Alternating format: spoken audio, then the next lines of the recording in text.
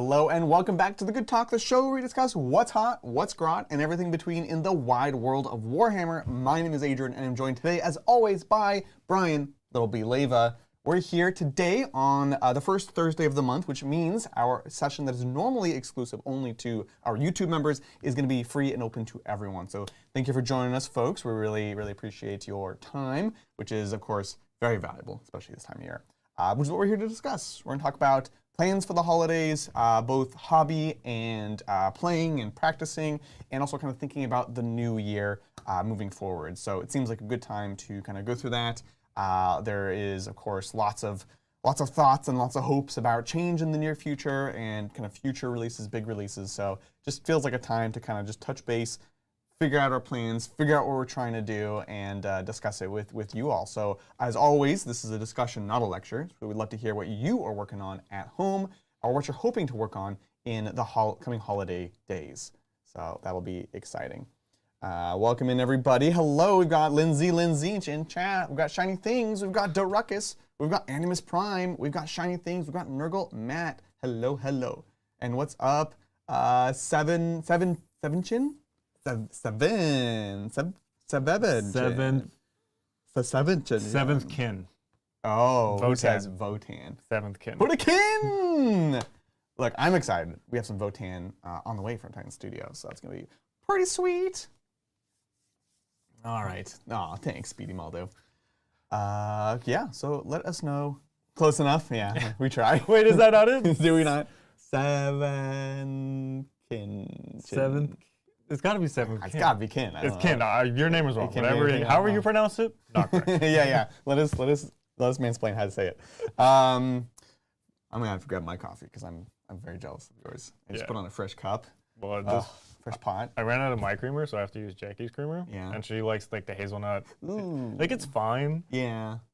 It's just not my favorite, you know. I know, I'm not like a sweet coffee. I'm not a sweet drink person, to be honest. You know? I enjoy creamer in my coffee, but I also, it's too much hazelnut. I'll be honest, it's too much hazelnut. A lot of hazelnut. It's a lot of hazelnut. Like hazelnut, you like coffee, you know? It's like some people are mostly one, some people are mostly the other. Seventh sin. Seventh sin. Oh. No, I like seventh kin better. Votan also. The only reason I even said kin to begin with was because you said Votan. Yeah. So really, in a roundabout way, your fault. That's amazing. Saul says, hello, apparently you're in my top 5 most viewed channels. That's awesome to see. Well, I'm sorry. My condolences. I guess, yeah, YouTube is doing like a YouTube Wrapped this year. Yeah. So people, I've seen a few people. Melody was in our top 0.1% viewers. 0.1? Yeah. I think Animus Prime was also in the 0.1%. I think Melody was 0.01%. Something just crazy. That's crazy. Considering how much content we put out. Yeah. And Animus was like 0.1%, which is also nuts. We put out, what, 5 videos a week minimum? Yeah, like multi-hour videos. That's insane. So you are awesome. We appreciate you. It literally could not be here without you. So so thank you for joining us. Let's see. Animus, speaking of which, is working on Hellsmith box, so we can start painting Votan. Also bought the Emperor's Children Christmas box. Nice. Help! Dude, that box is so fun. It's like all the best kits. Well, it doesn't have, no, yeah, it's all the best kits. The Emperor's Children? It's like Fulgrim, Flawless Blades, Noise Marines, and then I think you still get like a box of the troops. So it's just like all the coolest kits. I feel like that, like this Christmas box plus the I don't know if they still make it anymore. I don't think they the do. army The army box. This one? Yeah, the Champions of Slanesh. Like those two in tandem. That's a great start. That's actually great. So. Yeah, because the problem with this box, as much as I love it, is it comes with 2 Noise Marines. So if you get 2 boxes, you have 4 Noise Marines, which you literally can't play. Right. So yeah, one of those and one of those. That's a great point, honestly. Oh, no troops, just all special stuff. Okay. Is it like 2 Flawless Blades or something? Emperor's Children Holiday Box. Let's see. This is going to be kind of a hangout stream, folks, so if you're expecting something very nice. Flawless Blades, Flawless Blades. Oh, and 2 Noise Marines. Oh, okay, cool. That's 1 Noise Marines. Oh, no, it's 1. They just... Yeah, they just put them... 1 Noise Marines, 2 Flawless Blades. Yeah. That's sick. God, such a fun box. I love it. Yeah. Yeah, and it just looks looks weird. weird. It's 13 models. That's such a small box. That's crazy. So it might be one of the smallest ones they did. The Tau one is pretty elite too. It's just like a couple of war suits, basically, battle suits. Well, that reinforces my idea that you buy this box plus the Champions of Slanesh box, and that gives you maximum amount of noise marines also gives you 2 flawless blades, gives you a bunch of the troop, like the infantry troop, and then also Fulgrim. Yeah, that's pretty sick, actually. And the characters. Right? Well, characters. And I think it's pretty available because I don't think it's selling well. Well, it turns out people already have Fulgrim. They either bought them or like Fulgrim and flawless blades are not like the strongest right now. So, But they're gorgeous. the coolest. They literally are the coolest models. Except for the heads on the flawless blades, we talked about. No, it they're amazing. I will not hear. I will not hear anything from you. I love cone heads. What's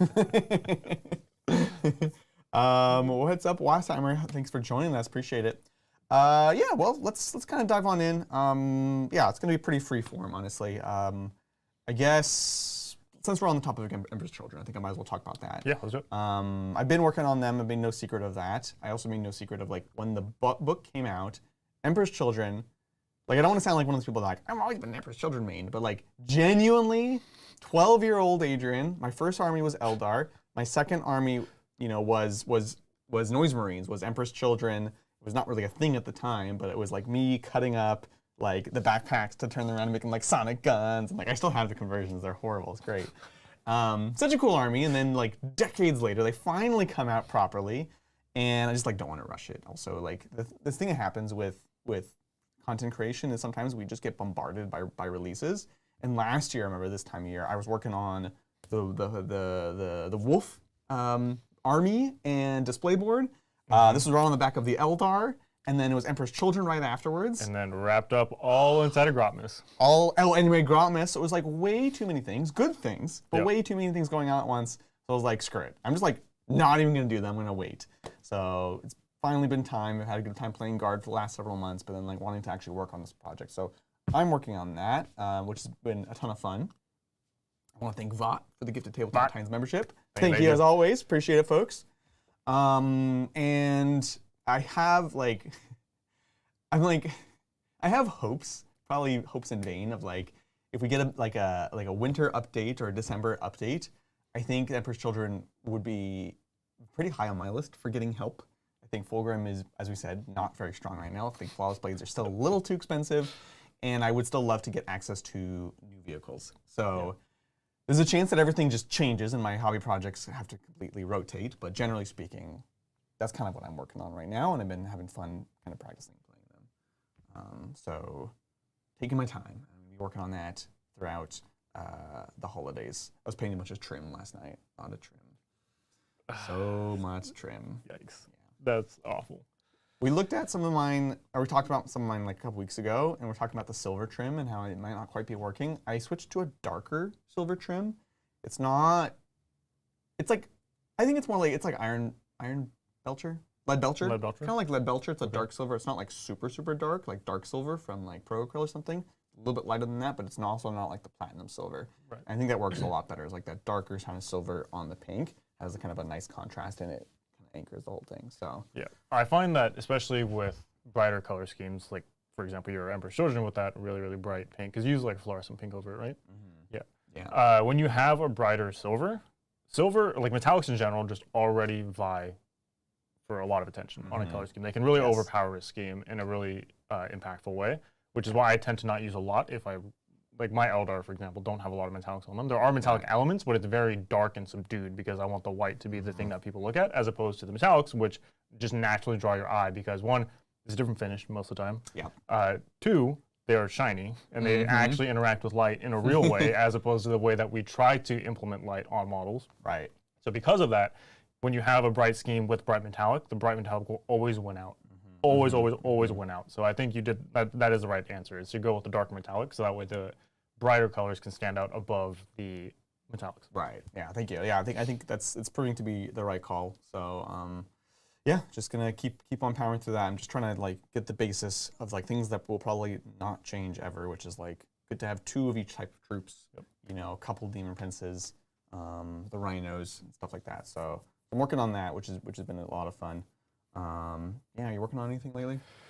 Yeah, so I got a bunch of stuff I'm working on. So obviously we have the Trench Crusade stuff, like we're doing our Trench Crusade campaign, and that's kind of been my primary focus for painting, at least at the moment, because we've been filming stuff as we go, and I've been painting stuff as we film, which is not what I did in the previous campaign, where I just did basically everything up front, and then maybe had to paint one model to supplement in whenever I needed it. Yeah, we learned we needed a lot less models than we thought. Yeah, much less models. Like for the the Antioch for last campaign, I have like 40 models. You have so many, like, and I don't even know how I accumulated all of them. I just have them. And I'm like, I don't need to do that. No, you have like 3 warbands worth. It's yeah, crazy. oh, it's insane. I was ready for like a 1,700 ducat campaign, Yeah, you know? Like exactly. I was ready for it. But this time I was like, that's insane. I don't need to do this. So I painted the warband that I started with, and then as we progressed, I'm painting things as we go. Which of course means that I need to spend time more often painting Trench Crusade stuff, so it's taking a little bit more of my focus, especially the way that I've decided to paint these guys. Beyond that, I still have my Eldar, of course. The Corsairs, I need to, the Void Scarred, I need to get done. I have them built. They are prepped, so they're primed. They're already like Zenith. They're ready to go. The only reason I haven't started painting them is because I don't want them to just look like my Eldar scheme. Yeah. I want them to be a mix of Eldar with my perceived Drukhari scheme, but I haven't figured out my Drukhari scheme yet. So like this unit is supposed to tie the 2 factions together, though they can never actually be on the table together, except for Ynnari. Right. So it doesn't really make sense as to why I'm thinking like this, but like I like conceptually, this is how I justify having 2 different Eldar armies, like Drukhari and Craftworld. So they have to be the key. So you have to like imagine this like the other army, right? And then like find this new scheme in order to find the new scheme that kind of merges the 2, right? To then paint for the first army. Exactly. And then when I do my Drukhari army, figure out the scheme for the Drukhari army based off of the Corsair unit. So there's a lot of pressure to get this unit done. Yeah, that's a lot. That's a lot for just a couple pirates. Yeah, it's pretty insane. So it's like, I could just do white and black, you know? Like I can have white armor panels and black armor panels. I can have like random kind of little hodgepodge. And I was like, but do I want black Drukhari? Because I don't have any black color schemes in my Craftworld at the moment. Oh, interesting. I mean, I have my old Dire Avengers, which are black, but my new ones are red. Yeah, and what are you doing for Reapers? Reapers are their bone. Okay, cool. Yeah, so that works. So I don't have any black color scheme in my Craftworld, but I don't want black Drukhari because then it feels like it's just a little more box art. Yeah. And I want it to be something a little more unique. So I was like, okay, well, I have a lot of magenta and a lot of like pinks in my Craftworld, so I could probably play off of that with the Drukhari. Yeah. But then how do I make that into a Corsair unit, which is the issue. Like, and I also don't want a... No. I also don't want like a full pink Drukhari army. Because I have plans to do Emperor's Children at some point, so I don't want to just paint. Are you actually going to do pink Emperor's Children? It's either going to be pink or like... White. No, white. It's going to be pink or purple, one of the 2. But probably leaning more towards pink. Yeah. So I don't want to have to paint 2 pink armies, because that seems like... I would can have too much of a good thing. Yeah, exactly. Oh, man. So it's kind of a struggle that I'm juggling right now. Which is, again, the only reason that they're not painted is because I have to figure out a whole nother color scheme for a whole nother army. And then tie the 2 together. And that's a lot of pressure. That is a lot of pressure, honestly. If anyone has suggestions or ideas on how to approach that, let us know. I would definitely be very receptive. Yeah. I want to thank a couple of folks for their super chats. Of course, Andrew Middlemass, as always. Andrew says, paint desk is full. Need to do 1K all Gravish/Terminator/Dread Space Wolves. Awesome. 1K body horror penitent host for sisters. Awesome. Nice. And 1K Dread Mob and Big Hunt lists. Currently, Tower goes brrr. That's a lot of projects. That's a lot of projects. All 1K? Why are they all 1K? Maybe they're like Escalation League type deals? Yeah, it could be. This sounds sick. Yeah, there's more. I feel like doing like a dark kind of horror sisters army would be really sick. Like, people don't do it enough. They don't do enough sisters, frankly, but... Yeah, they're pretty well suited to it. Even things like the Penitent engines. Oh my god. The Mortifiers, like they are mortifying. That's what you do there, Jody. Get out of here. Get out. It's perfect. It's super cool. Yeah, that's a lot, but it sounds great. Do you have a timeline on that? You know when you're going to try to get it done? That's always part of the question, too. Sisters need more detachments. Sisters need more, yes, but also, like, let's help some of the detachments that are there, because some of them are... Oh, the Penitent detachment, for example. We love the Penitent detachment. That's my favorite detachment. It's so cool. It's so fun. But it's just a little bit lacking. Yeah, exactly. Bad. Yeah, a little bit bad. Thank you, Tattooed Tabletop. Of course, check them out on YouTube. Thank you. Tattooed Tabletop says, channeling my inner John M. and been building and painting my Sons of Horus. knocked out Malaghurst, Little Horus, Varen, etc. the past few days. 30K has been pulling me in something fierce, and I can't stop. Yeah, I saw that. That's like every time I see, specifically, very specific to Sons of Horus. Every time I see a Sons of Horus army on the table or just in like photos or whatever, I'm like, man, I could play this game for sure. Yeah, like 100%. so but like, cool. no other army does that to me for 30K except for Sons of Horus. And I don't know what it is. I think it's mostly because Sons of Horus don't exist in 40K. Right. So when I see that, I'm like, that immediately to me registers as 30K. Whereas if I see Blood Angels 30K, it could still be 40K. Or like if I were to see Iron Hands, it could still just be 40K. Yeah. So something that differentiates. It's just something, I don't know, man. Every time I see it, and Brian's getting one paint right now. He's been like sending photos and stuff. They look really good. I'm like, oh, they should be here any day now, and we'll be playing them next week. With is that really next week? It's really next week, yeah. Next week? No, is it next week? It's the 17th, 13th. It's the week after. It's 2 weeks. All right, soon. 2 weeks. Soon. TM.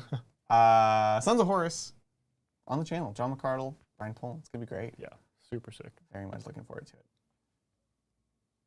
Yeah. Anyways, trying to think of a timeline. Today's the 4th? Luck. Today's the 4th. Yeah, so it'd be 2 weeks. 2 weeks. Not next week, but the week after. Oh, jeez. Okay, fair enough. Like I get it. I've been feeling more of the call of Old World than Horus Heresy. If we're talking about games that we don't have time for, I've been like really wanting to play / paint some of that. Same. I know. It's same. It's so cool. Thank you, Monicare1, as always, for the super chat. Monicare asks, how's your Votan doing? I've been loving mine. Well, they're off to the painter right now, so they're being built painted. We are going with magnetization, so thank you for those suggestions last week. Yep. And we ended up going with 12 steel jacks, all magnetized, 2 of the vehicles magnetized. I could see us adding a 3rd one in the near future. 2 Memnir strategists, 10 more Jaegers. And then decided not to do the Berserks because it kind of feels like it's either you got to do a bunch or none at all. So we'll wait on them. But this at least is a good baseline. Yeah, exactly. That we can build from. That's the goal because we felt like we really haven't been able to play the new book with the current collection. So that's going to be great. Yeah, definitely. Yeah. Beautiful. So let's see. AK Ultramarines. I'm going to finish painting my 12 Honor Guard and Kato just in time for the Get Nerfed. Perfect. Yeah. Who's painting Vitrix Guard this weekend? A lot of people went out and got them. Yeah. Look, they're beautiful models and they are real good. Have you seen the size of that flag? It's massive. It's bigger than the like guy. 3 times the size of the Space Marine. It's insane. That's why he's an epic hero. Yeah, it's crazy. Yeah, this is pretty nuts, actually. Yeah, they do look great. Good luck hiding that dude anywhere. Yeah. I want them to go up, obviously go up in points. At a minimum. I'm trying to think about what rules I would change. I think the issue, this is to me a Death Shroud issue. Yeah. Which they have just too many rules. Yeah, you're right. So they can't walk them back. Like they've already gone way past the point of no return on that. So now they're going to have to try to fix it with points. So it's either going to be that they cost too many points or that they will just never cost enough to justify the amount of rules that they have. Which is like, if you look at Death Shroud, I think they're pointed fine. They got them pretty well now. But like, I don't know. They still have all the rules, so you're still going to take them. You're still going to see them in every single Death Guard list, which means they're probably still a little bit too strong. But like, yeah, to their point, if you push it too far, then you won't see them at all. Right. And that's not a good solution either. I 100% agree. That's why I'm like hesitant to even say points. Like points for sure. I'd personally like to be a little bit more on top. I think like Blood Surge, -1 to wound, just the fact that they have 4 wounds, all that stuff is just a little too much. Yeah. So, but anyways, very cool models and definitely enjoy them. Let's see, we've got lots of folks talking about what they're working on. Rome Colette working on Harlequins. Yeah. Nice. That's awesome. Hoping to have 1,500 by next week. Have 1,200 right now. Like 300 points of Harlequins. That's a lot of checkers to paint. That is a lot of checkers to paint. And hopefully when we go into 11th edition, you still have an army. No. They're so, God, it's been forever since we played. We got to get them on the table soon. Yeah, before they're gone. Breaks my heart. Yeah, trust me, I know. Yeah. Saturnine, still talking about Saturnine for conversions. Totally agree. Yeah. Brian Poland took our Saturnine, and I'm sad because as much fun as they made fun of them, I do want to convert some of them for like other things. They are a disgusting amount of pieces. Yeah, it's so gross. They're like 160 pieces per model. It's disgusting. Yeah, maybe I'm okay actually. Look, the models are great, and I've seen people do the whole Grandmaster conversion. Yeah, Jesse has a couple of those. Jesse cool. has them. Ricky did some. Oh, my nice. brother did some. Yeah. They look great. Totally. I won't do it. I absolutely refuse. Like I did a quote for a heresy commission, and it was also including the new Saturday Night stuff and like, just the build quote. I had to like go through because I'm not familiar with the heresy stuff all that much. You gotta familiarize so I had to familiarize myself with the kit so that way I could make an accurate quote. And I opened up the stupid box, and I was like, no one will pay what it would take to build this model. Yeah. It's in 160 pieces. I literally sat there and counted each piece. And it was something between 160 and 170 pieces. It's insane. That's crazy. There's more pieces than a knight. Yeah, like, what? literally. That's nuts. That's crazy. That's like more pieces than an actual car. I saw like a deconstruction of a car yesterday with like all the pieces. And it like was not, it was like about that many pieces if I'm honest. Like a functioning car. That's kind of scary actually. That's nuts. Yeah. Oh my gosh. Oh my God. I think you got Andrew Middlemoss again for the super chat. They say, if you had to choose, do you field 60 Plague Marines as Flyblown host, so this is the stealth scout kind of stuff, or 100 Poxwalkers shambling Victorium? Rest of points are drones and haulers. Just for your health's sake, I would choose 60 Plague Marines because they fit inside of rhinos. I know. 100 Poxwalkers will break your back. I feel like the... I agree. I feel like Plague Marines are not amazing. No, I'm not. That had no bearing on the strength of the units or the strength of the armies. Right. It was exclusively for your mental health and also your physical health. No rhinos in Flyblown. I would still take 60 over 100. It's 60 bodies over 100. That is very, very true. Yeah. That is very true. It'd be more fun to hobby as well. Like, Plague Marines are super fun to paint. Yeah. I painted about as many, like, I have over 100 Poxwalkers. I painted a lot. And after a while, it kind of loses its magic. I'd say probably after like the first 10. That might surprise you. Yeah, so that's probably the way to go, honestly, is go for the Plague Marines because they're super sick, and I do think they need help, so hopefully they'll get points drops and things like that. So, yeah. Plague Marines are bad. Oh, no. They are bad, Shane. Bridger, remember when the book came out, and we're like, everything in this book is super good, and then we played it a bit more, and Bridger was like, doesn't matter how you nerf them, something else is still going to be good. And I was like, no, I've played Plague Marines. They're not good. Like, there's so many points. You have all these characters attached to them. You know, basically, if you have the Rhino package with the characters, you have like 4 kills you're giving to your opponent next turn. And like, they're annoying to kill, but they're not that hard to kill. Yeah. So if people want them, they can like, oh, look, overwhelming force, there's all my points. You know, no prisoners, there's all my points. Assassination, bring it down. It literally gives you every kill secondary in the game is right there. So I say this because I like Plague Marines. I think they're cool and people should want to run them. So I think they deserve cheaper points, frankly. So yeah. So we shall see. Oh, that's right. I forgot.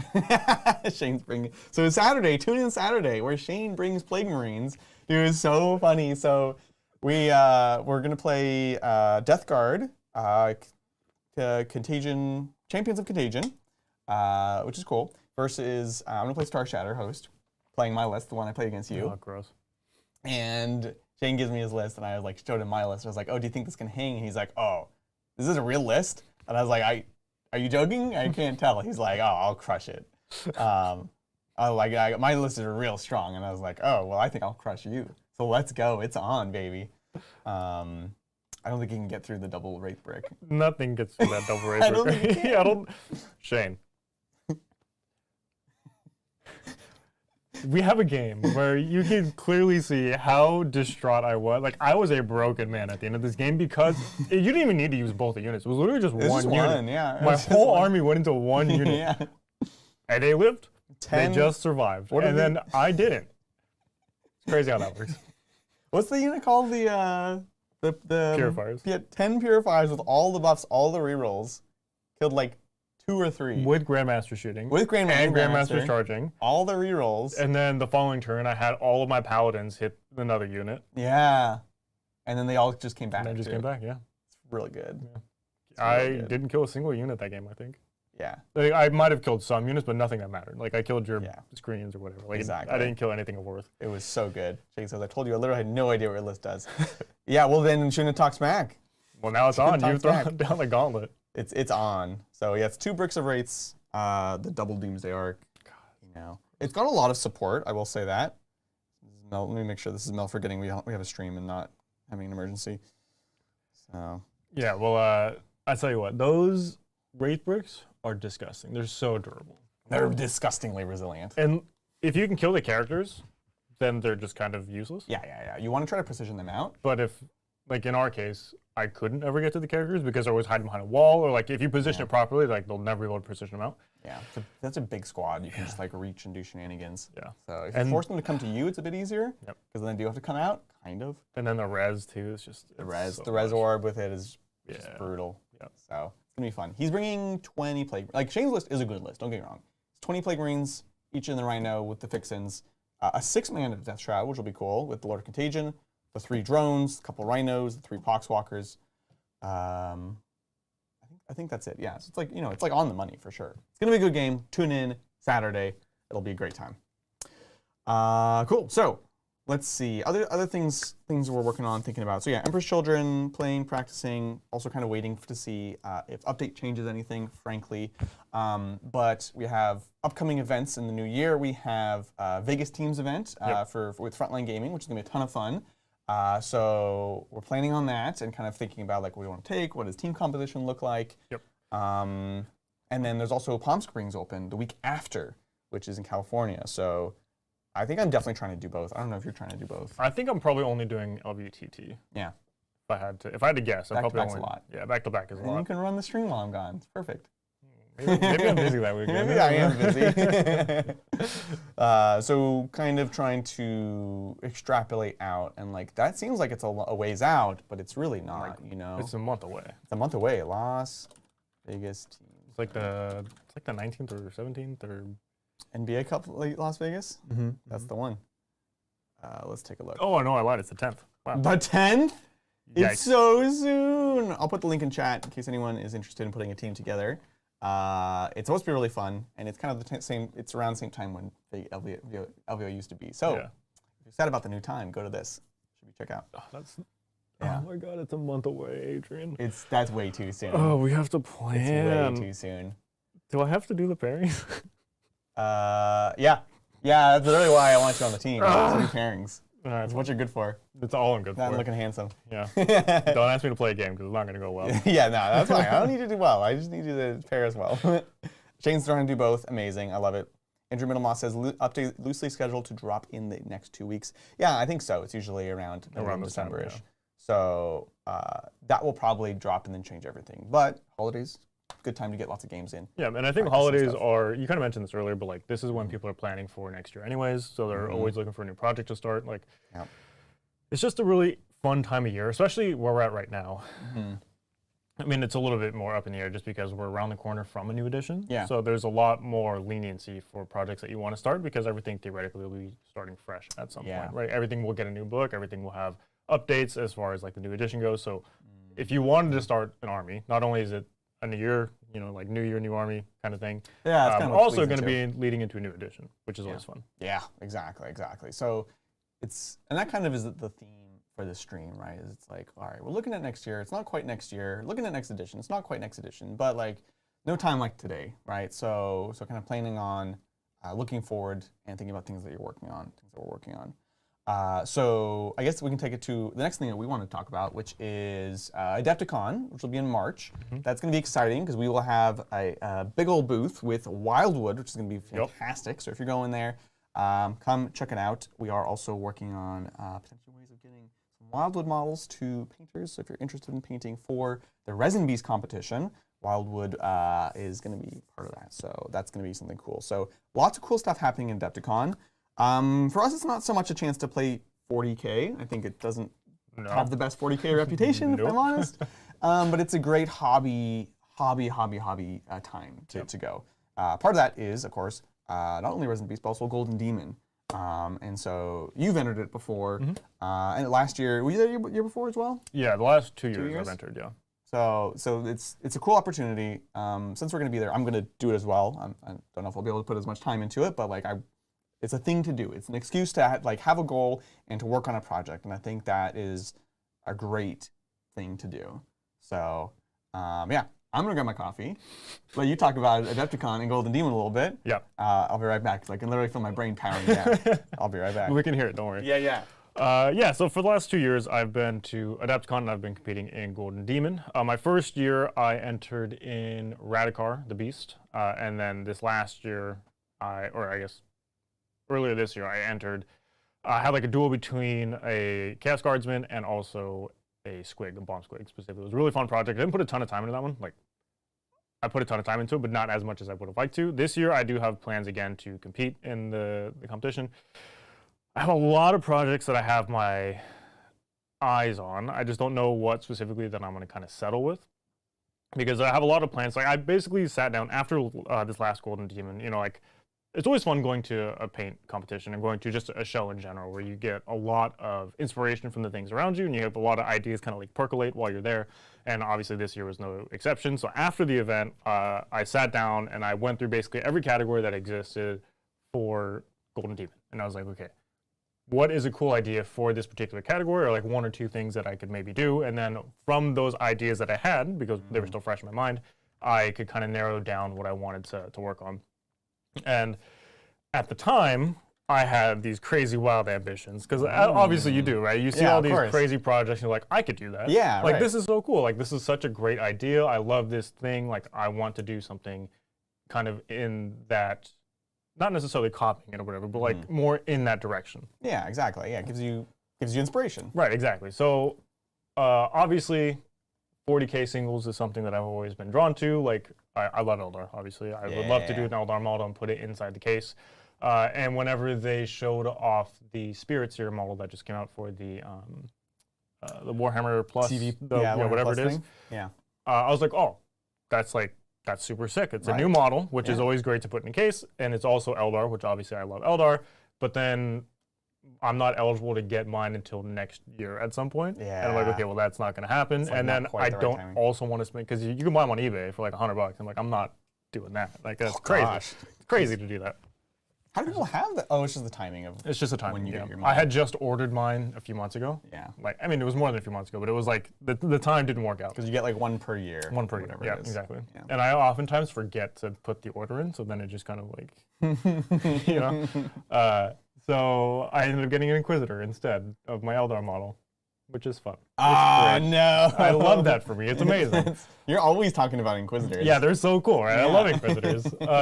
Big Imperial guy here. Yeah, love it. Space Marine's the best. Right. But anyway, so for my plans this year, there's a couple of categories that I've kind of narrowed it down to. So Lord of the Rings, I love Lord of the Rings. I've always wanted to do a category, or Lord of the Rings category. And I had plans initially to do something like Helm Hammerhand, because they have the new model with him that came out recently-ish. But it's like him where he's got his arms up and he's like flexing super hard. Oh, sick. So it's really, really cool. Yeah. There was also the Shelob that they just showed off not too long ago that I was very interested in. With also, I think it has Gollum in it as well, or maybe it's separate. It's funny, I was looking for it. Oh, this is a beautiful model. Yeah, so cool. This is a very Brian model too. Lots of black and lots of like red pink. Yeah, it's pretty sick. It's very much in your color scheme. So I think I might, this is one that I'm definitely more leaning towards over Helm Hammerhand, just because Helm is the single model. It's hard to make like a story out of that other than just painting him. Yeah, let me try to pull it up too. Yeah, the one with this fisticuffs. This one? Fisticuffs, yeah. Fisticuffs. This will be a nice little Google image, search image. No, perfect, nice. Cool. Yeah, so this is the one that I have at home. So I was like, oh, this would be cool also to paint, but this is when he's fighting the troll. I don't know if you've seen the movie. No. The Amazon movie. So he fights it with his fists? This dude is a monster. What? Spoilers. Yeah. The start of the movie, he punches a dude, one punch, explodes. Kills a dude. What? Oh, so he's like a world eater killing custodians. He's just an absolute monster. Yeah. So he bare knuckle boxes a troll. Of course. And this is from when he bare knuckle boxes that troll. That's fun.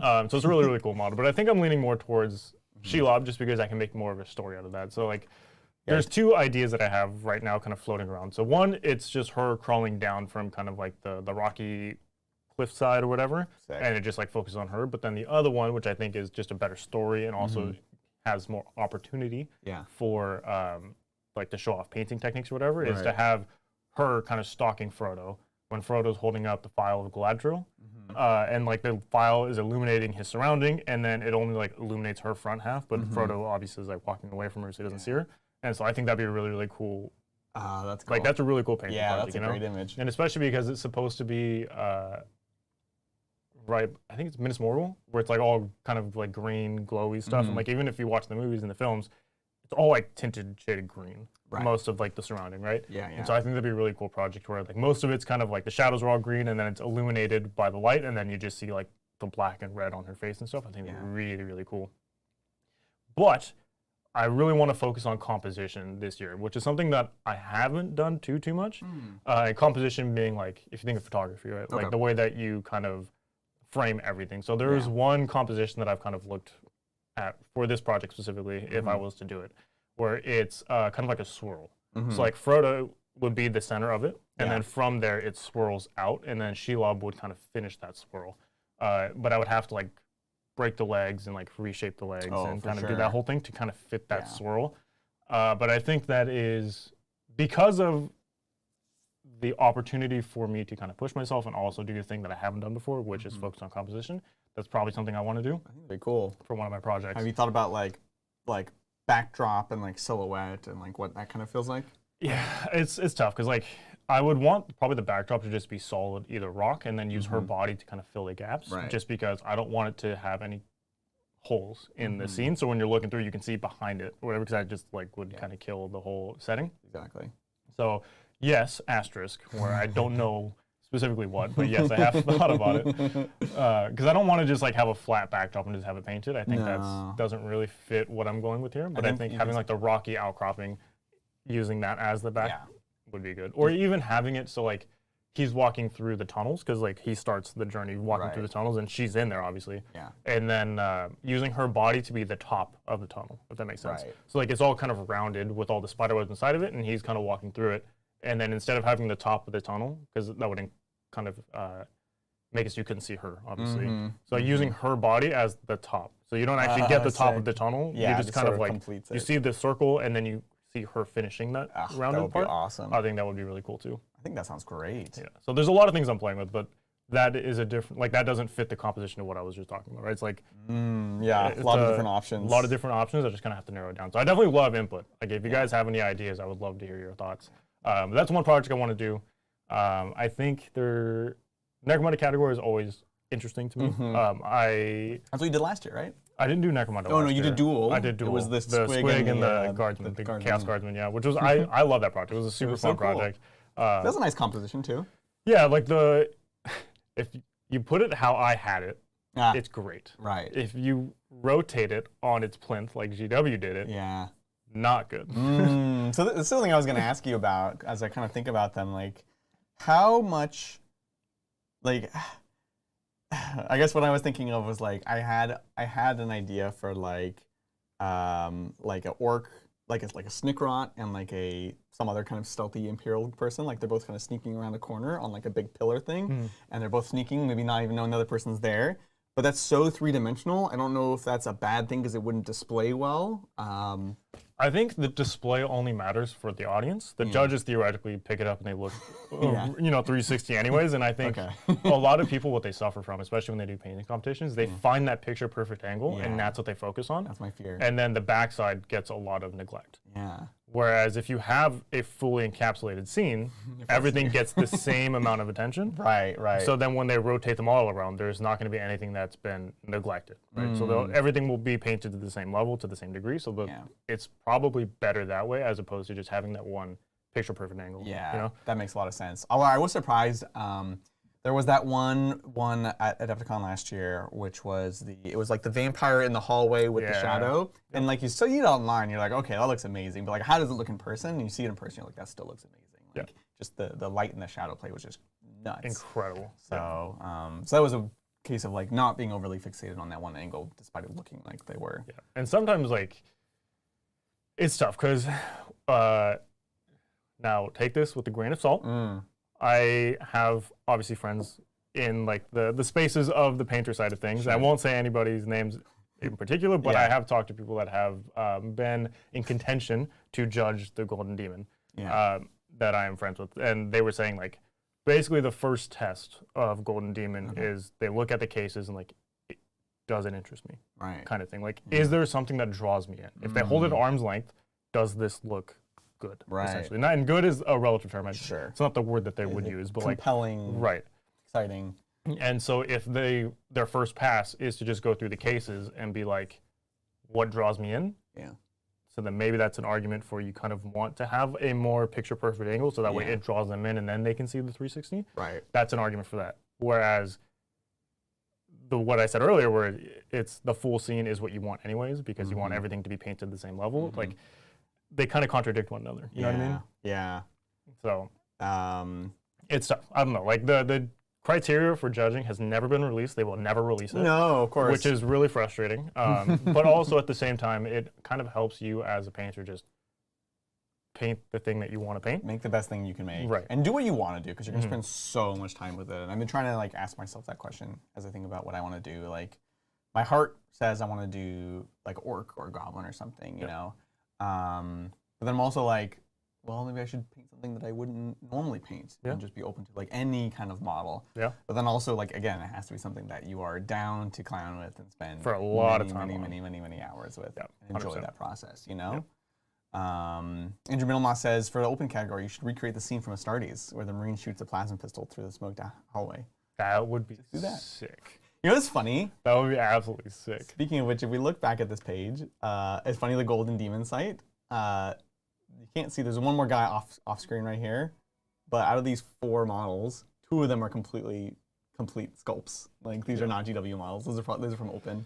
Yep. And then Jane Czar and the Chieftain, of course. But and it's maybe something worth talking about is what are the categories? How does it work? I know it has changed throughout the years. Even from last year. Yeah, this is last year, and it's probably changed, right? So there's, broadly speaking, you have 40K, Sigmar, other Young Bloods, and Open, and then there's subcategories within that, right? So for both 40K and Sigmar, you have your single miniature, and then you have your unit / whatever, and then the large miniature or vehicle, which obviously for Sigmar is going to be the same thing, just war machines. Yeah, exactly. The other is just like every other game that they produce. Literally, wait. So, but these are their own categories, right? They're their own categories. Yeah. Heresy, Old World, Middle Earth, Blood Bowl, Necromunda, Epic Scale, Diorama. This is interesting because this is actually 2 games. This is well, I guess they're 1 game now. Yeah, it's Titanicus and Legions Imperialis. Yes, exactly. Diorama and Duel. Those used to be the same category 2 years ago. People hated it. Yeah, they got so much backlash over it because it's like you can't compare a Duel to a Diorama. Like competing in the same category, it just doesn't work. Yeah. Because the Duels won't be as impressive as a Diorama. And it's just what Plus, it is. you could do a single model on a Diorama. You know, like it's about the composition and it's the story that you're telling. Story, exactly. And then Young Bloods is Young Bloods, so this is 15? 15. It's that young? Oh my gosh. Mel and I were looking through them when we were like, my God, they were already good, but I thought it was like till 18. No. Most places do 16 as like their Young Blood category. So I know Squidmar just announced their painting competition. They have an online painting competition. Yeah. Their Young Blood category is up to 16, I believe. Right, okay. Yeah, so it's around this age. Yeah, it's around that area. And then the Open, which is what Andrew was referring to, you want to kind of explain how that one works? That one's a bit weirder. Yeah, so Open's kind of like a catch-all category. So it's the only category that GW employees are allowed to enter into. It also is not eligible to win the Slayer Sword. So even if you were to get a gold in this category, you are not eligible to win the Slayer Sword for the reason that I just said, that GW employees are allowed to enter this category, so they cannot then let them win the Slayer Sword. It would just look weird. But also it lets you, if you were to fully sculpt a model, like fully customize the thing, or just make something that's in the world of Warhammer that doesn't exist, that can't fit into a category. So for example, this last Golden Demon at Adepticon, there was like a arcade game. It was like an orc arcade game. That's in the realm of 40K, but not a 40K thing. So it can go into the open category. Right, because it's not like a unit or a model. Right. Model is a loose term, but like it's not a unit in the game, basically. Or if you wanted to do, like, for example, the bust that we looked at earlier, that Tau, the large scale Tau. Yeah. It was a bust-sized Tau. So there was no arms attached. It was literally just a bust, the head and everything. that somebody had sculpted, painted, entered in the open competition. The Plague Orc was the same thing. Somebody sculpted that model. Doesn't exist, totally fits in the realm of 40K, so they entered it into the open competition. Now, that said, it doesn't mean you can enter whatever you want into the open competition. There have been a lot of things that get disqualified from the open for whatever particular reason. Like, there has been a lot of controversy over the things that get disqualified and why. Sure, yeah, that's tough. Don't know why. So the biggest one I can think of is Kaha. So if you don't know who Kaha is, she is a painter from Poland, I want to say. I might be wrong. It might not be Poland, but she's Eastern Europe. Yeah, somewhere in Eastern Europe. And she had done what's the dragon for Stormcast, the big one? Which one? Oh, she did Karazai, right? Or was it Krondis? I don't know. It was a big. She did like this massive dragon on top of a wooden like sphere with like all these demons crawling out of it, and it was incredible. Like if you haven't seen the piece, look her up. Kaha, Kaha. She's on Instagram. Amazing work. But that particular model it looked incredible. Like, all of her pieces look incredible. She has this really amazing style. But that entry got disqualified. Wild. Which is insane. Yeah. What the heck? Why? I don't remember the reason specifically why, but I remember it was just like a really big thing. That's super annoying. Yeah. So what is, like, generally speaking, it's supposed to be something that fits in a Warhammer world? Yeah, something including Lord of the Rings? You theoretically could do Lord of the Rings, I guess, if you wanted to, but most people use it for 40K. Yeah, naturally. Just because that's like their based IP, obviously. Yeah. Right, it's like, it's like the Tau bust that it's not a model, but it exists in that world. Like, you can't make a StarCraft model. Right, exactly. You can't. Yeah, it has to be something that they conceivably could have in their universe, like 40K, Sigmar, or otherwise. It has to be something that exists or could exist there. Yeah. So, for example, if you wanted to hand sculpt a giant, to go along with King Broad, you could do that as long as it fits the aesthetic or the style or like the story. Like, a lot of people do it based off of stories. They'll hear something in a book or like create a model out of a book, things like that. That makes sense. That takes me to one of my questions I have, these categories, which is in line with what Devlin Perez was saying. You should look at sculpture criteria. I did a sculpture course in college, and we called it In the Round. Try to control how the viewer sees the piece. Just kind of talking about what we're discussing. How much can you make from scratch, and like how much like GW model has to be there? So I'm holding you to this, by the way. Yeah, definitely. So if you look at the Adepticon Golden Demon, there was a Chaos Dwarf riding a Manticore. Okay, yeah. 100% of that model was 3D printed. Wow. Including the base. Right. Because he had sculpted it himself and entered it in Sigmar, the large category for Sigmar. It wasn't in open, it was in the actual Sigmar category, and he won. He won gold. Yeah. So theoretically, 0% of it has to be GW. Crazy. Didn't they outlaw 3D printing though? They did, unless you created it yourself. Oh, okay. Because that makes sense. 3D sculpting versus like physical sculpting, right? So they can't be like, of... oh, you can physically sculpt, but you can't 3D sculpt. Yeah, that would be weird. The times that we live in, like, that just isn't reasonable. Exactly. Oh man, you can digitally sculpt. So theoretically, 100% of your model could be resin. That's nuts. Yeah. Okay. So. Okay. Or cake. You could print it in cake. Could print in cake. Could be whatever you want it to be. Who says it has to be? Could be toenails if you really wanted to be toenails. Yeah, absolutely. Wow, that's wild. Yeah, but by and large, they've come out and said that if you aren't sculpting it yourself, the only thing that you can have that's not GW is like environmental stuff. Yeah. And even then, you're still.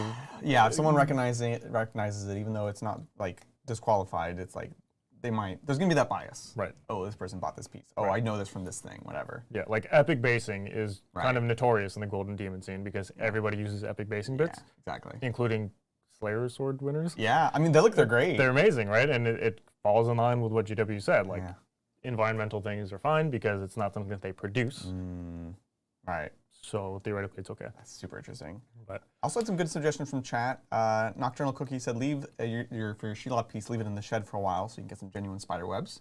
Pretty sick. Yeah. Funny enough, last year in Resin Beast, it wasn't, I don't think it was real spider webs, but there was a big demon piece where she had these like spider webs in her like shoulders, and it was so fine. It looked like real spider webs. It was amazing. Yeah. There was a couple of, so earlier for at Adepticon, there was one or two actually that had spider webs on them, like in the cabinets. One of them was a big spider for Sigmar. Oh, that's cool. The Arachnox for the Gids.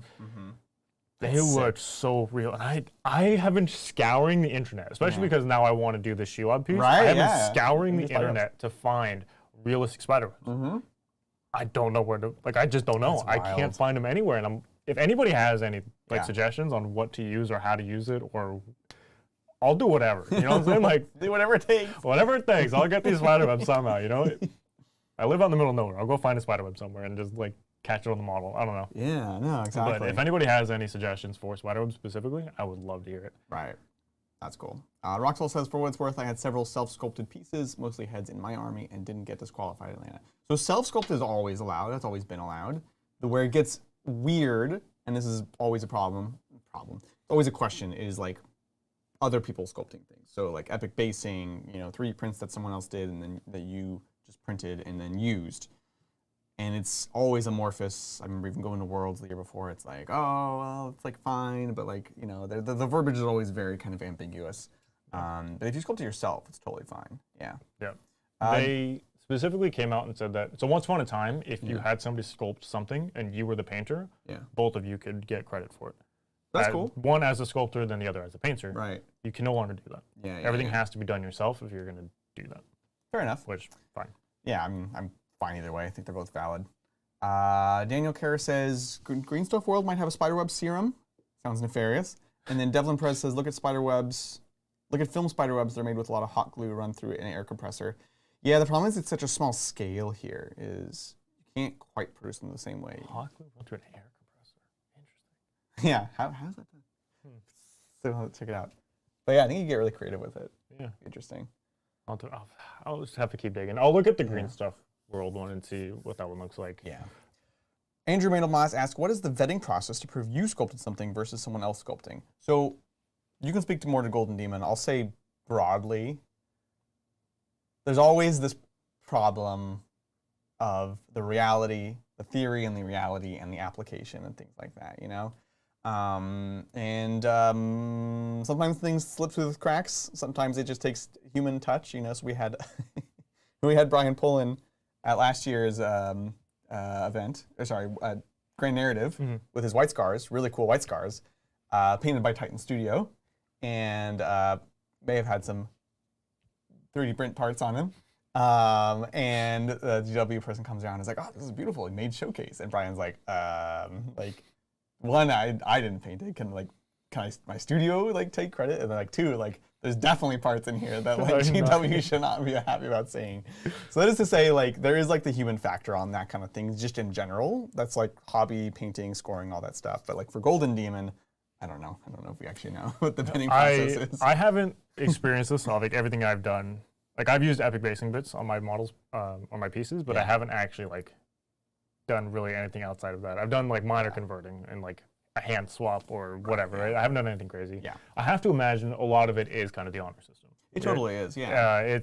You have to know going into it that if you are doing that thing that I have explicitly said that you cannot do, where you're submitting something that you didn't sculpt and claiming it as your own, that you are in the wrong. Yeah. And if you get called out on it, then that's kind of on you. Right. Because if you did sculpt it and you were actually trying to be part of the competition in the appropriate way, you would have photos, you would have work in progress shots, stuff like that. Mm-hmm. There would be some way for you to prove theoretically that you were the one that did it. But again, you could just I didn't take pictures during the process, and then they can't really prove it or disprove it. Really, we should submit one that's illegal just to learn how the process works and document it. Yeah, we should do that. That's perfect. Yeah. The other thing, which is an unfortunate thing, is just the hobby world is so full of drama and everyone's always on each other. So I feel there's that fear of I'm partially in favor of public embarrassment as punishment. I think the hobby space takes it too far where it becomes very toxic. But in theory, it's you don't want to get caught because then you look like a and everyone yells at you. So that's the main thing. Yeah, I find the hobby space, they go on witch hunts. They so go on witch weird. Hunts. It's very you weird. You would think the gamers would be the more toxic group, but the painters, it's just God, they just go after each other. Why can't you just be friends? You paint models I think for fun. A lot of it has to do with because it's oftentimes the drama comes after. right? Yeah. It's not during the event, it's after the event, after the awards have been given and everything like that. And then people, because they've spent so much time on this thing, like there's people that spend 500 hours painting one model. Yeah. And then they feel some type of way if for whatever reason they don't win, they feel Yeah. like they've been cheated or slighted or whatever. And like, that's fine. That's like a normal human response. Yeah, you know, yeah, that's yeah. a normal human response. You can feel those feelings. But then they just take it to the next level of like, because I didn't get this thing, they must have done this. Or because I didn't get this, they definitely were doing something nefarious or whatever. Like, oh, I'm going to pick apart their piece now that won over mine because like I did everything within the regulations, within the rules, and they have these particular things. Like maybe they used epic basing and they shouldn't have used epic basing at the time. Like whatever it is, you know? Precisely. It's like people feel very strongly about the things they're passionate for, and especially when you're spending the amount of time that you're spending painting a Golden Demon piece, it's kind of crazy. Yeah. Matthew Powell says, I love that. We should learn how far we can push the system. Let's rob a bank and see how much money we can steal before the cops are called. I mean, this is research, you know what I'm saying? Somebody probably did that. Somebody definitely did that. We kind of missed the super chat. It was a good moment. Thank you, T, for the super chat. They say, I would have thought that Brian's ambition next year was to be a better 40K player than Shane. Kind of a low-hanging fruit. Now, T, I don't want to break your heart here, but Shane has been playing World Eaters. No. For many, many a game. Shane, are you still in the chat? I hope not. Good, I hope not either. He has won 0 games with World Eaters, and he's using the list for World Eaters. I think he's playing pretty well. I can't explain it. He's like 0-10 right now or something. No, it's 7. Once he gets to 13, he's allowed to get rid of the army. We round up here. He's like true, 0-10. Yeah, this hasn't happened since the olden days when he had jumped on. It was Alpha Legion with Magnus and Demons. It was like a really popular list, strong list with Obliterators and all that stuff. Yeah. And Shane like went out, got the whole thing, hobbied it up, played 13 games and lost all of them in a row. It was just like, yeah, that's our metric right now. But he's really having a good time with them, despite, because that was tough. Anyways, we're like already at 1 o'clock. Oh dang! I know it's crazy. I have lots of ideas for the Golden Demon, and I'm still kind of sussing through them. Do you have categories that you lean towards, or are you just trying to think of projects that you want to do and then finding a category to fit that project? It's a mix of both. I'm trying to avoid the single model. Okay, here's the thing. I have no illusions about winning anything. I don't that's not really a thing. However, it is still fun to kind of think through the system and all that kind of stuff, right? So it's like, well, think about like what am I personally good at? What do I think like my comparative advantages? And I think it's like things like hit bashing and stuff like that. I need to work on being cleaner about it, but I think that's a strength I have, and so that leads me more towards doing like storytelling in like a duel or like a diorama. Could be single model, but then I think there's also more pressure on just the painting, you know? I know the painting is arguably the most important, but you know, I want to kind of be able to balance out like where the emphasis is on. So that's a focus. And then thinking about, if I'm going to spend a lot of time with a thing, what would I want it to be, right? So like, obviously I'm drawn to like orcs, and I think like orcs and goblins, I want to do something that has a lot of organic material. I really enjoy painting that. I'd like to improve on painting that. Whereas like, I don't know that I want to do like a really nice Eldar, for example, and really do smooth, buttery stuff. Like, I don't think I would get as much enjoyment out of that, if I'm honest. I'll be honest, that's one of the reasons I haven't really done Eldar, is because the way that I would want to do, for all the reasons you're saying, the way that you'd want to paint them is just kind of very grindy. Exactly. Yeah. Whereas if I do like orcs, like I could do like rusted textures, I could do checkers, I could do metals, I could do flesh, stuff like that. So I think that's pretty compelling to me. Yeah. But then also, thinking about like the categories and thinking about like what hasn't been done, what could be done, you know? I think, you know, the Lord of the Rings models for me are just too low resolution. They're too tiny. Yeah. Which is also guiding some of my decisions. Another reason I'm not looking at Eldar. I thought about guardsmen, but I was like, oh, it's real small details. Like, I'm gonna tell you, painting the eyes inside of a Chaos Guardsman's helmet that also has his face covered. Yeah. Where all you could see were the bridge of his nose and his eyes. Oh, that's brutal. I'll tell you what, if you've ever spent 7 hours painting eyes, it's miserable. It's miserable. That's the thing. It's like where you know where you're gonna want to spend your time and where you're gonna get the most enjoyment out of it, you know? So there's that, but I also don't want to go too big because that also sounds miserable. So like if we can go back to the screen share that we've got here, you know, like This would be, God, it's so good. it's amazing. This was from not, That was Adepticon. this was Adepticon? This was Adepticon. Yeah, this was not Spiel. Like this I would love to paint. These I would love to paint.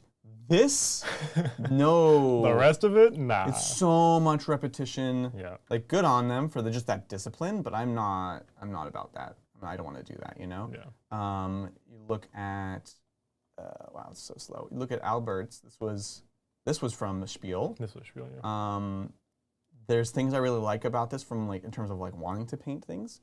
I think it gets to the point of like too many details where imagine there's a point where I want to stop and be done and not be embarrassed.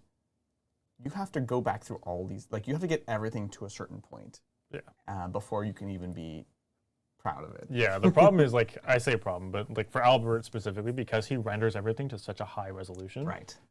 Everything has to be rendered to that same resolution. So if at any point he wants to call something done, it's very obvious if it's not to that same resolution, you know? And it becomes like the sore thumb on the piece. It's like, again, this is one of those pieces I was talking about where he probably spent 500 to 700 hours on this piece. Yeah. Between building it and painting it, that's the only project probably for this year. That's a lot. That's a lot. So that's something that's influencing me. The other thing that's influencing me is another big project that I'm really excited for is doing Magakin. Those models are amazing. Yep. I have wanted to do Carnival of Chaos Magakin for literally years. I have a couple models. Never kind of got the excuse to like do it fully. So with the new model line, I was like, okay, I'm going to do it. Carnival of Chaos Magakin. Should I do one of those pieces as a Golden Demon? And I have two conflicting things. Or two opportunities, but two conflicting things too. One, I feel like everyone and their mother's going to have Nurgle this year. Yeah. That's my fear. Yep. And of course, the other part of my brain, like the also Mel part of my brain says, don't worry about that, it doesn't matter. It doesn't paint matter. what you want to paint. Yep. Also because I'm also not planning on winning, so don't worry about that. But I also am a hipster at heart, so it's hard to like not want to do that, you know? You have to find, if you want to be a hipster, you have to find these crazy obscure models, like Albert, for example, this piece. Yeah, right. This model is 1,000,000 years old. Yeah. Well, what's left of it? What's left of this model, yeah, exactly. You can go look on his Instagram, he has all the breakdown of the pieces before they're painted. It's about 1,000 models, but yeah, the base model is ancient. Yeah. And that's what they do for like Old World too, right? Yep. Like what was that, the orc where they like redid the head, they gave him a Sigmar statue. I think that was also Albert. I think it was actually. I think that was Albert as well. And I think that was also Slayer Sword from last year's Spiel. Oh wow. This is a weird way to organize this. It's not good, yeah. What the heck? I just want to see the pictures. Oh, now we're in Adobe. Gonna get yeah, it's just a PDF. Oh, this is like way back. 2000. Oh man, I remember these. Wow. Wow, painting has evolved. I know, right? That's a whole other discussion we can go through. Dang it. Oh, hold on. Spiel. Oh, these are events. Oh. Oh, that's 2025. So 2024 is the one you were looking for, I think. Well, this was 2025. No, 2024 is the orc. Oh, that yeah, you were talking about. That's true. Sorry, chat. We're going to get through this. Was it 2024? I think it might have been Adepticon, to be honest. It might have been Adepticon. I think it was Adepticon. No, it's right there. Oh, this is not the one I was thinking of. Oh. This one was great and so crazy smooth. Oh, this is amazing. Look at the squig. It was so sick. So this is for Sigmar. Could they have done this for Old World? Probably. Yeah. The one I was thinking of, just to show reference. You'd have to, I don't know. I think you definitely could have gotten away with it for Old World. Adepticon. This was Thibaut, who also won another one for his giant, again, Nurgle sculpt. Wow, I can't find it. Anyways, I was just looking at it. I took a class from Thibaut at Adepticon. Oh, really? It was enlightening. That's awesome. I felt like I was touched by an angel. Yeah. It was just like an eye painting class, but it was. I also know this got bronze. This piece was amazing. Yeah, the little baby too. I forgot. Oh my god. Sculpture, the baby. I forgot about so many of these pieces. Oh, they look there's so so good. much Seeing them in person. stuff. And Andy's too. Andy's is great. This one was great. I'm just such an Andy fangirl. You are. I really like Andy's work. Didn't love the newest one. The Fugan? No, Fugan I liked. The Gone with the Wind one. Oh yeah, where he's holding the lady. Yeah. This wasn't my bag of bones. That's not the phrase. Anyways, I can't prove my point because I can't find the orc. So all these things are going around in my head, and I haven't really decided. One that I really like, but I think is probably just too torturous for me is to do, in the Carnival of Chaos, they have the cart. And so bring out your dead. You bring out your dead. And it's like a little caravan cart. So like taking like the black coach, you know, getting rid of the dead horses, obviously, night haunting the wheels, and then building like the little thing, and you'd have like the guy on the front. A lot of wood to paint, a lot of wood grain, which is also very technical. It is very technical, and most people would just tend to paint it brown and do a couple of highlights, and then you can't do that. So that might be a good one. Oh yeah, this is what I was talking about. Yeah. Where's the mouse? There it is. No. Oh, this is the fully sculpted one. That's not real. That's sick. Yeah, they can't see it. Oh. This is all printed. Yep. So good. So good. It's so good. Amazing. Okay, learn 3D sculpting. Step 1. Yeah, step 1, spend 300 hours sculpting a model. I also love how it's breaking out of this. Then spend 600 hours painting it. It's crazy. Crazy. The rendering on this is insane. So smooth. Everything is different. Magnus is so good too. They're all good. They're all so good. All amazing, amazing, amazing stuff.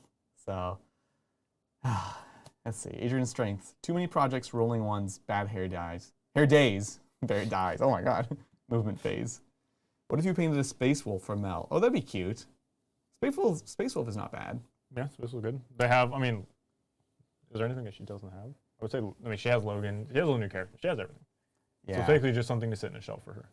Basically. So what's her favorite character then? That's the question. Probably Daddy Logan. I could do a nice Daddy Logan. Logan would be cool. That'd be fun. With the wolves and stuff. But I want to convert is the thing. I want to do some sort of conversion. Yeah. You know? Yeah. Ludad Orc Wraith Knight. That could be fun. I don't want to do something too big though, because again, trying to keep it realistic. I'm already at the edge of what is realistic for me. I have no time, and I'm very good at doing projects to 80%. So for me, doing a Golden Demon is like way more, like 200% more than I would normally do. Yeah, 100%. I think I like the idea that you had initially, where it's Snickrot, or even just a commando. That way, it doesn't have to necessarily be Snickrot. Yeah. It could just be like a commando with some other type of infiltrating type scout unit. Yeah. Is there? Could be a Space Wolf Scout. Could be a Space Wolf Scout. What stories have orcs fighting, like sneaky orcs fighting other sneaky people? Are there any stories? I could do like a Kroot one with like Pesh, where basically when the Imperium discovered Kroot, they were fighting against the orcs on Pesh, which we've here in the studio typically done as like sneaky fighting in the woods. So I could do like a Kroot guy and an orc, which would be cool. A lot of natural tones, which I like. Yeah. That's pretty nice, honestly. That'd be pretty cool. I like that. And then if it's not Snickrot, it reduces the scale of the model too, because Snickrot's pretty large compared to like a normal orc. I don't mind him being large because he's a lot of skin, and it's like I don't want too large, too small, right? Because the smaller it gets, the harder it is to paint. So that's why I think even a goblin is probably out for me, whereas an orc is more appropriate. Well, you love Gaunt's Ghosts. You could do one of Gaunt's Ghosts. I could. Oh, that'd be pretty sick, actually. Fighting Snickrot or something. Oh. Or I don't know if they fight orcs or any of them historically. Not in any of the books, but there's a lot of campaigns. I'm sure they did at some point. Well, it could be. I could do a Gaunt's Ghost scene. It could be a Gaunt's Ghost scene. And that could be like your unit entry. Oh, that's too much. Oh, you don't want to do all of them? That's so much. No, you're right. I'm trying to paint one model here. Two models at most. Yeah, you're right. I take it back. But I could do like a Gaunt, like one of the I know we're like way over time, but in all the books basically they're fighting this chaos faction called the Blood Pact. And they're like traitor guardsmen, but they're like elite traitor guardsmen, and they talk about them always having these like they're red obviously, and they have these like grotesque iron masks, which I imagine like Japanese like Bushido style masks and stuff like that. I've never seen someone do a rendition of it. That'd be cool. That'd be really cool. All right, don't steal my idea. Yeah, that's why I like talking about my ideas here. Yeah. If I see them, like, I know.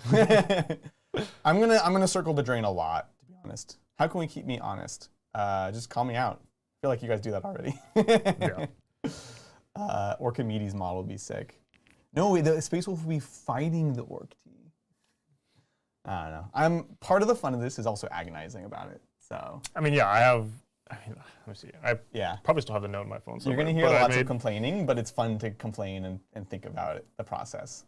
Let me see. Because I have a list somewhere. One super chat every stream. Yeah. Avinon says, I just started Sisters going for copper armor with blue fabrics and a white accent scheme. That sounds awesome. Oh, beautiful. So I have a list. Yeah. I have a list, chat. Of ideas. This is after Oh my Golden gosh. Demon, and it's just a list of stuff Inspired. that I wanted to do. So for large Sigmar, because I have Kragnos, and I've been wanting to do Kragnos for a long time. Kragnos is and there is, I don't know if it's a book, but there's a story where he sieges Draconis. I don't know anything about Sigmar. I looked all this up to figure out how to do this, because like I want to do Kragnos, but I don't want just Kragnos, the model plane. I want to figure out a way to make him incorporated with like a story. Yeah. So Kragnos standing on top of a dragon, because he sieges Draconis, so it makes That's sense. As for story-wise, no, that was it. That's all I wrote. Good. Probably not doing that one. Epic scale, Eldar Flyer dogfight with Imperial Flyer, with smoke trailing from the wing that the Eldar Flyer is mounted on. So like Flyer, the Eldar behind whatever the Imperial ship is. Yeah. The smoke is what attaches into the piece.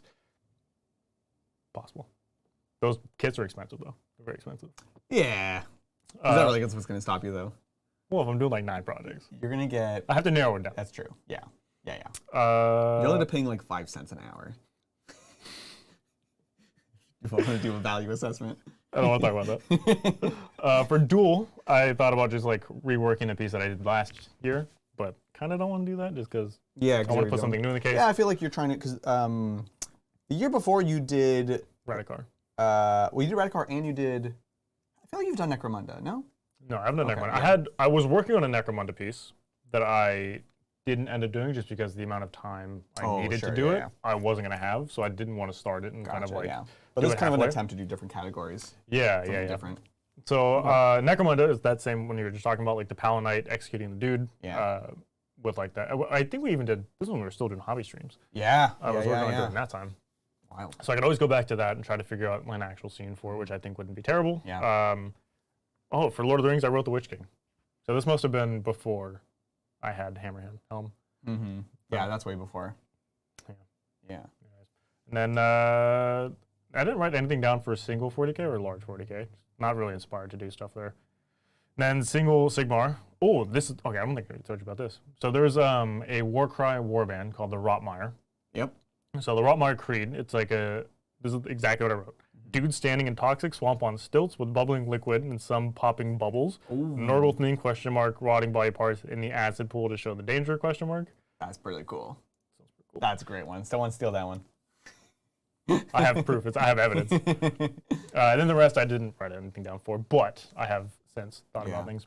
Yeah, that's part of the fun is like thinking about different concepts and like what you can do with them. You know, like someone mentioned EC. There were 2 moments that I had kind of screenshotted from some of the Horse Heresy books, which they're both during Siege of Terra, and one of them is like Emperor's Children have this place, which I won't say the name of, just no spoilers, but like basically Emperor's Children in these kind of ruins, and it's like very overgrown and lush, and he's just like lounging on like this chair, and they have to like sneak past him. Like that would be pretty sick. And there's like human supplicants, and the other one is White Scar versus Death Guard in the Terran wastes, kind of next to this like pool, and the White Scar is like carrying a baby.